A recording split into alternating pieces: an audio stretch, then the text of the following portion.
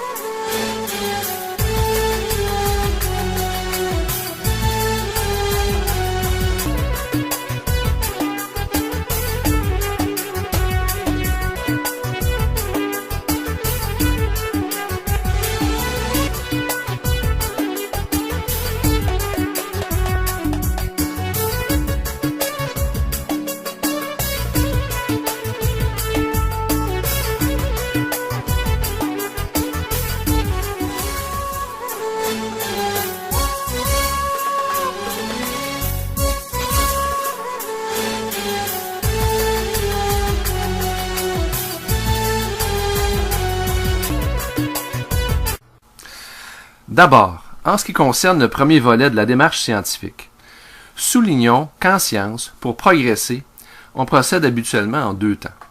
Dans un premier temps, on pose une hypothèse, qui est une forme de supposition visant à expliquer un phénomène. C'est la partie inductive de notre démarche.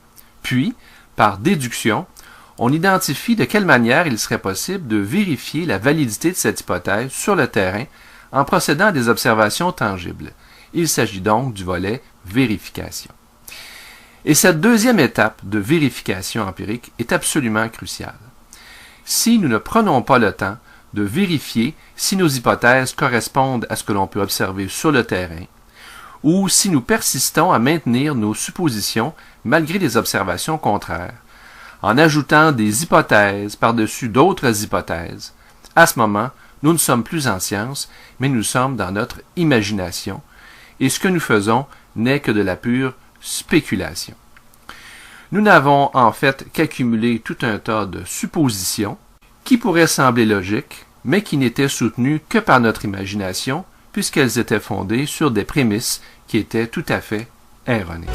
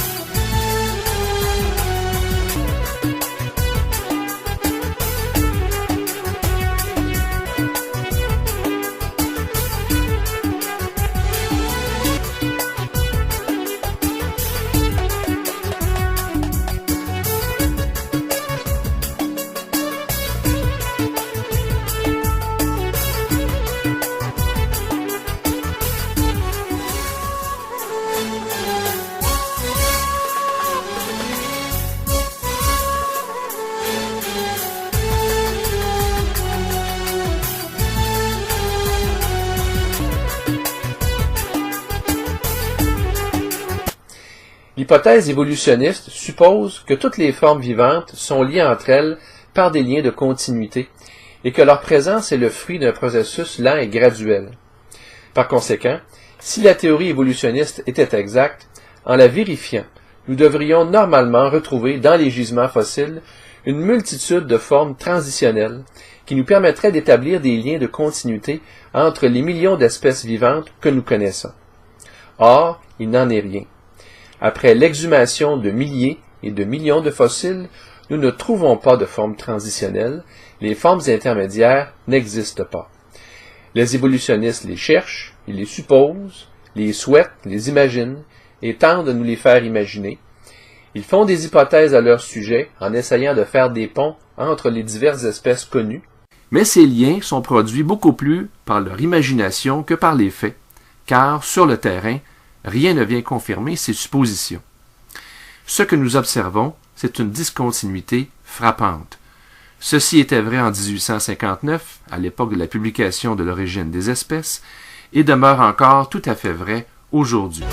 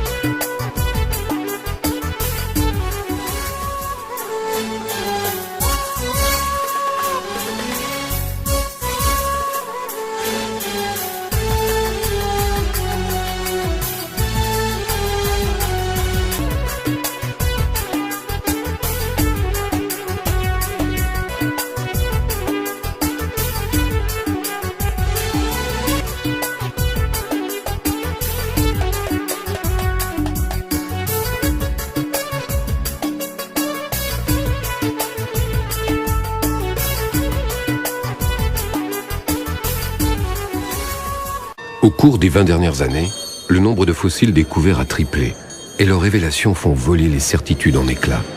La paléoanthropologie est en crise et chaque réunion de spécialistes dégénère en affrontement.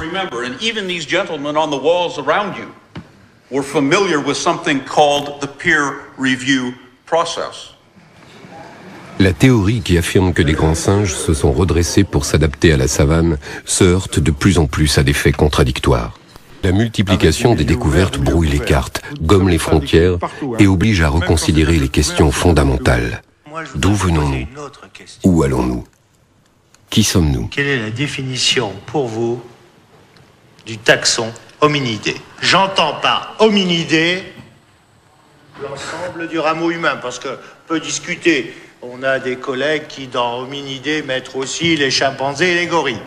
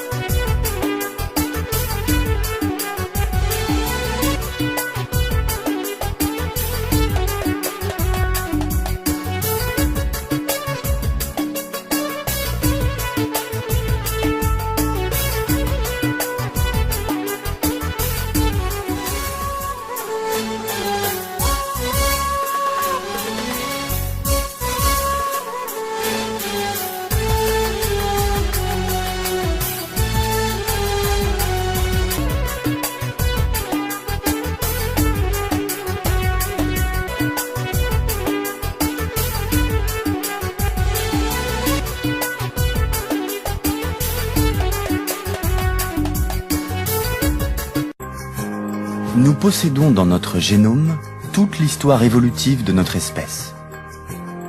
Le code génétique renferme une somme d'informations d'une longueur extravagante. Déroulé et mis bout à bout, l'ADN de toutes les cellules d'un corps humain formerait un filament dont la longueur défie l'imagination. 12 milliards de kilomètres. C'est le diamètre du système solaire. Ce code est enfoui en chacun de nous. Le chromosome Y relie tous les hommes vivants aujourd'hui à ceux qui ont vécu dans le passé. Ce petit bout d'ADN nous permet de remonter dans le temps pour voyager dans l'histoire de l'humanité. Le chromosome Y fait le lien entre les hommes d'aujourd'hui et leurs ancêtres communs. Les généticiens peuvent remonter encore plus loin dans l'arbre, jusqu'au super-ancêtre ultime, l'Adam scientifique.